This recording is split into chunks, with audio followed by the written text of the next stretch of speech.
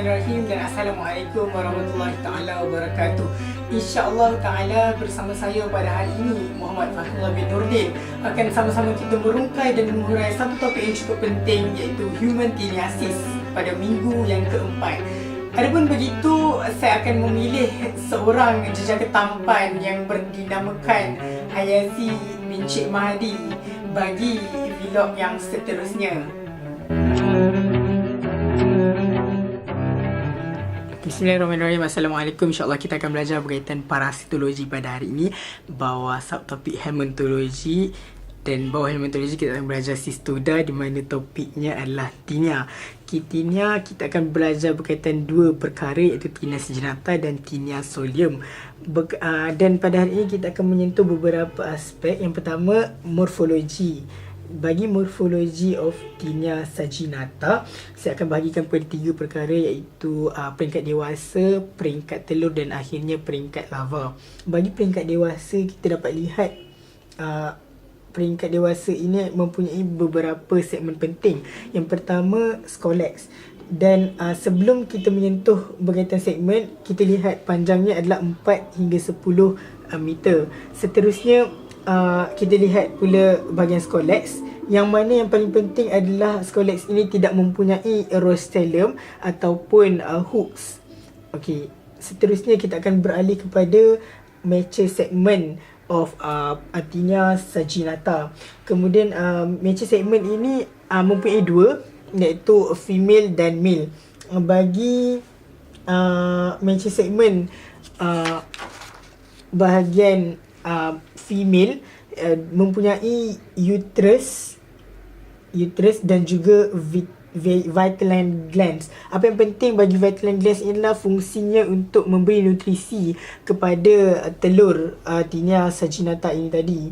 Dan seterusnya, bagi male pula mempunyai testis. Dan apa yang perlu ditekankan adalah testis bagi tinea saginata ini mempunyai bilangan yang banyak, kira-kira 300 bilangannya.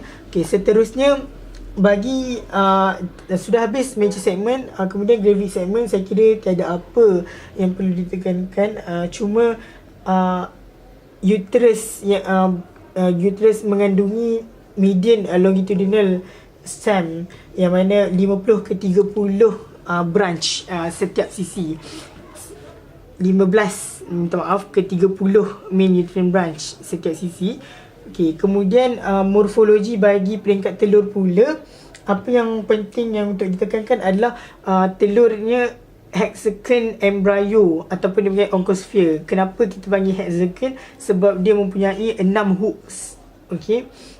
Jadi seterusnya kita teruskan bagi peringkat larva, Cystoscus bovis, yang mana ada dua peringkat. Yang pertama, invaginated dan evaginated. Apakah bezanya? Adalah invaginated, Scolex itu masih berada di dalam Cystoscus, namun invaginated Scolex itu sudah pun terkeluar daripada Cystoscus itu.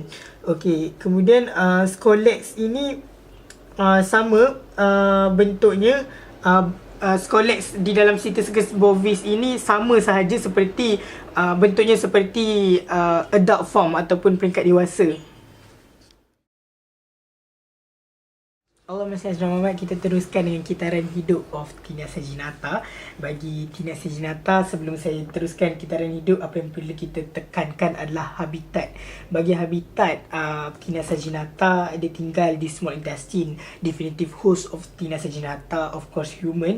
Intermediate host, cattle ataupun lembu, dan dia tidak mempunyai reservoir host. Adapun infective stage adalah Cystoscus bovis.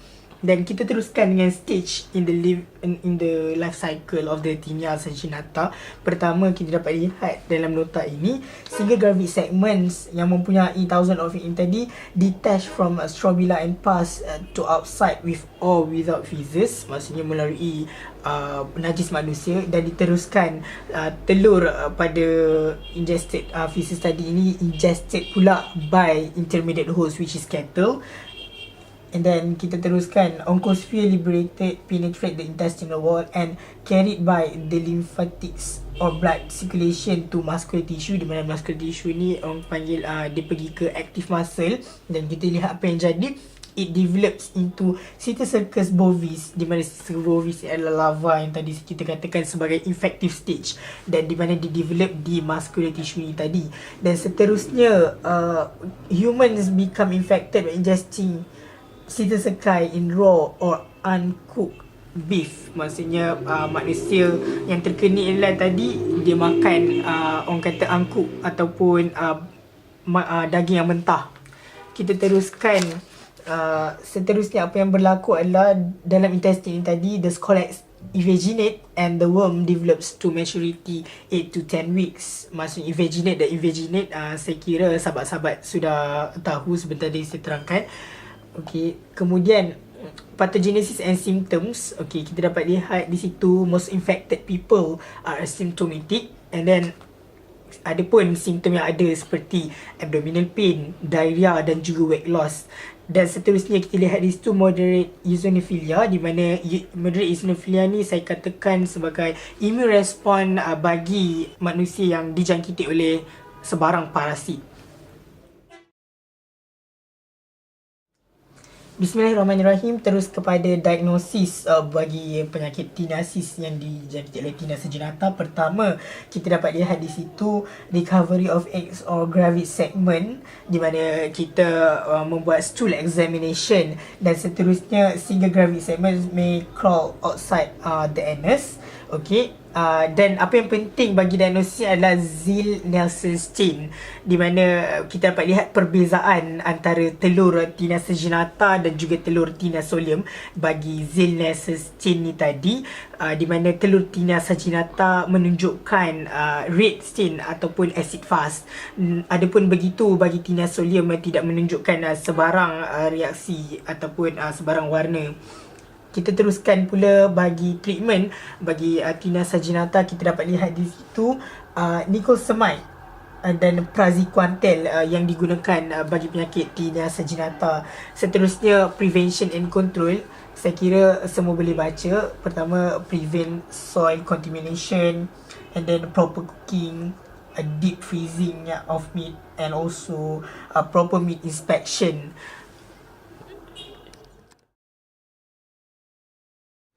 Allahumma salli ala Muhammad. InsyaAllah kita teruskan dengan satu lagi jenis tinea, iaitu tinea solium.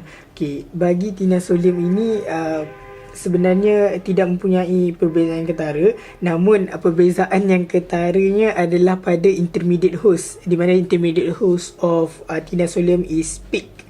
Okay, bagi morfologi of tinea solium, okay, kita dapat lihat scolex segment of the tinea solium ni tadi mempunyai rostellum dan juga 2 rows of hooks. Jika dibandingkan dengan tinea saginata, tidak mempunyai rostellum dan juga hooks. Okay, kita teruskan dengan life cycle dan juga pathogenesis. Bagi kitaran hidup bagi tinea solium ini sebenarnya lebih kurang sama dengan tinea saginata. Adapun begitu terdapat sedikit perbezaan kerana tinea solium ini boleh menyebabkan penyakit yang dinamakan cysticercosis, yang akan saya terangkan sebentar lagi, insya-Allah. Dan seterusnya bagi diagnosis of tinea solium, okey, lebih kurang sama dengan tinea saginata, di mana kita melakukan stool examination, di mana kita akan dapati egg ataupun gravid segment yang mempunyai 7 ke 13 uterine branches. Dan seterusnya kita teruskan dengan treatment dan prevention bagi tinea solium.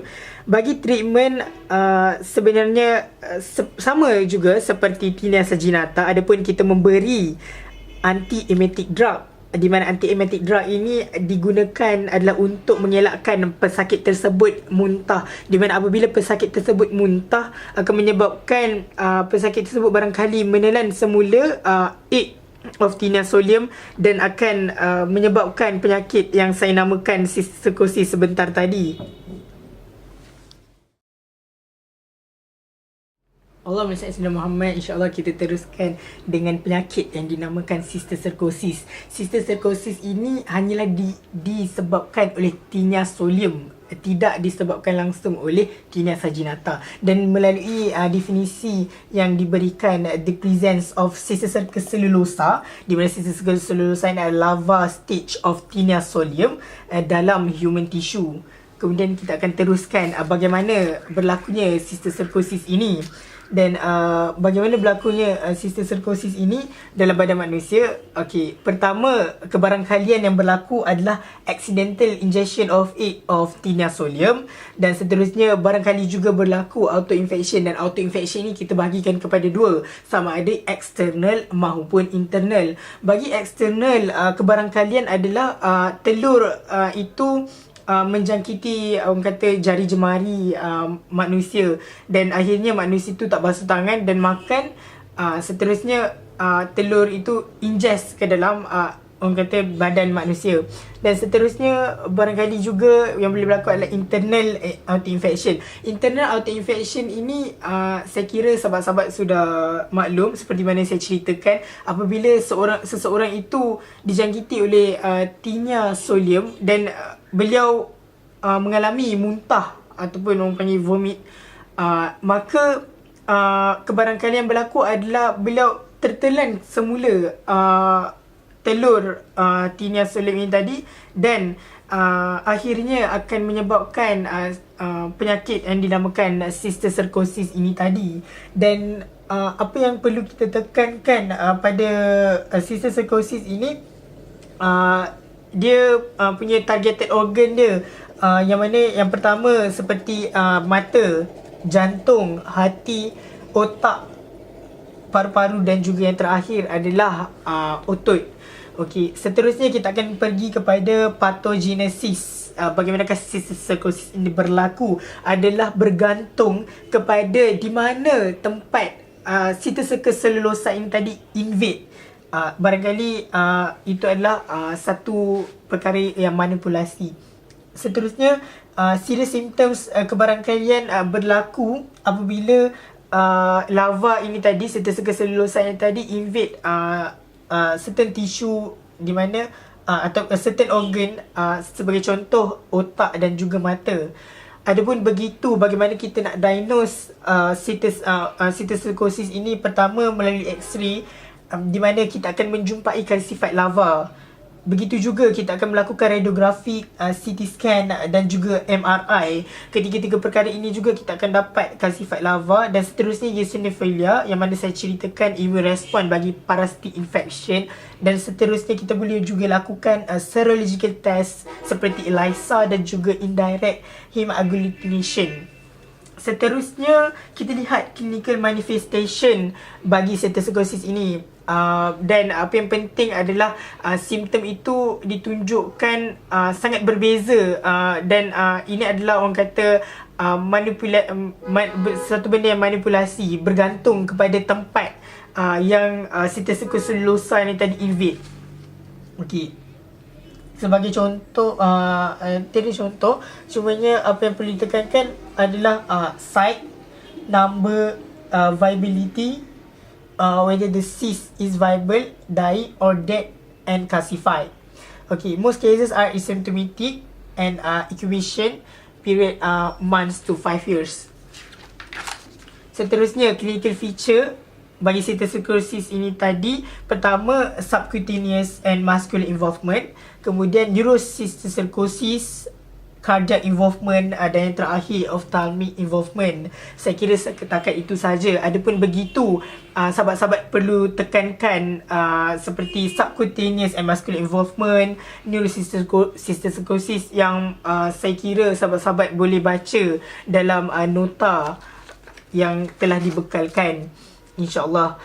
Okey, saya kira setakat itu saja berkaitan cysticercosis. Jangan lupa baca apa yang saya minta sebentar tadi seperti subcutaneous dan juga neurocysticercosis. Sekian. Allahumma salli Muhammad. InsyaAllah kita teruskan bagi yang terakhir adalah ringkasan, dan saya kira inilah perkara yang sangat penting untuk kita tekankan, iaitu perbezaan antara tinea saginata dan tinea solium. Pertama, kita lihat bagi panjang tinea saginata yang saya ceritakan sebentar tadi 4 hingga 10 meter. Adapun begitu tinea solium hanyalah 3 ke 4 meter.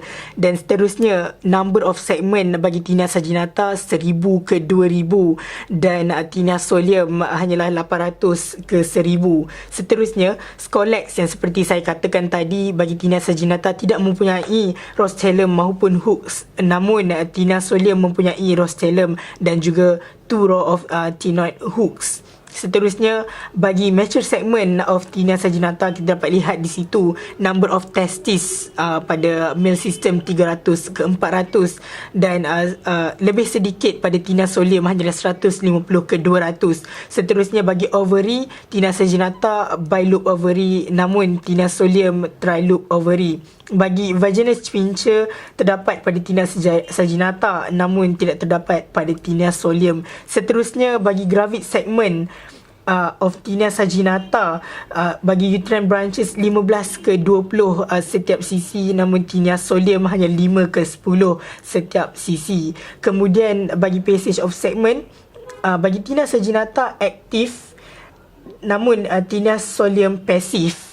Seterusnya, kita pergi kepada peringkat telur tinea saginata. Pertama, bagi diagnosis seperti saya katakan sebentar tadi, menggunakan Ziehl-Neelsen stain yang menunjukkan acid fast rate stain bagi tinea saginata namun tidak menunjukkan sebarang reaksi pada tinea solium. Adapun begitu, infective stage dan infectivity to men bagi egg tinea saginata tidak memberikan infektif jangkitan kepada manusia, namun tinea solium memberikan jangkitan yang akan menyebabkan cysticercosis yang telah saya ceritakan sebentar tadi.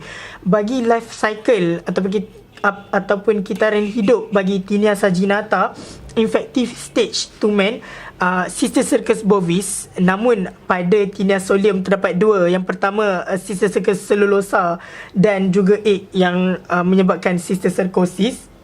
Kemudian bagi agent of infection, undercooked beef, sama juga tinea solium undercooked pork ataupun egg.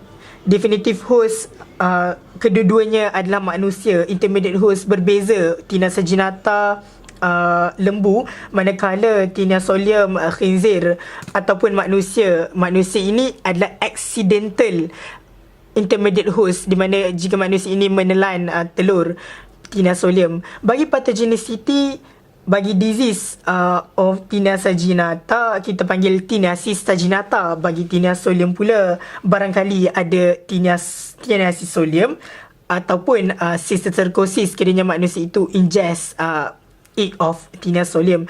Kemudian parasitic stage, adult worm, manakala tinea solium adult worm ataupun Cysticercus cellulosa ataupun peringkat larva. Sekian saja, wallahu alam. Sekian, itu sahaja perkongsian daripada saya, Muhammad Fadlah bin Nurdin, bagi topik human tinniasis. Yang baik datangnya daripada Allah dan yang buruk hakikatnya juga daripada Allah, namun disandarkan kepada diri saya yang lemah ini. Sekian saja daripada saya. Akhir kata, amalkanlah gaya hidup yang sihat, hidup sihat sepanjang hayat. Salam hormat. Assalamualaikum.